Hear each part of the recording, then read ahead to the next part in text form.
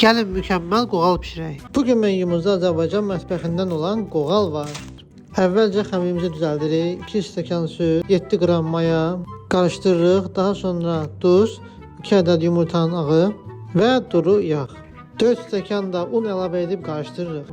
Xəmiri elə şillə vurdum ki, evdəkilər oyandı. Xəmiri qoyuruq biraz dincəlməyə, daha sonra raz yanına belə əzirik. Dəlibaba üsulu.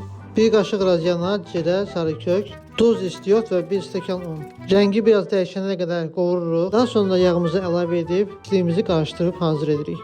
Keçən dəfə izləyicim biri yazıb ki, xəmirlə kobud olma. Ay şo qərib, xəmir benim qızcatdır, nazin oynayım. Xəmirimizi 8 kündəyə bölüb yumrulayırıq.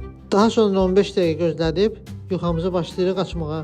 Hər yuxanı açanda belənciyini yağlayırıq. İndi isə bütün yuxalarımızı üst-üstə yığıb yağlayırıq. Amma ən üstdəki yuxanı yağlamırıq. Çünki əlimizlə basacağıq və genişlədəcəyik.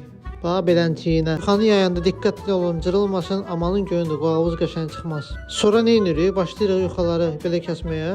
Sonra isə rulon kimi bükürük. Burada balaca bir quyu açırıq və içliyimizi içəri əlavə edirik. Daha sonra qoğalın baş hissəsini aşağı qoyub əlimizlə ehmalca basırıq. 3 sıra qoğal düzəltmişəm. Ana, ata, bala.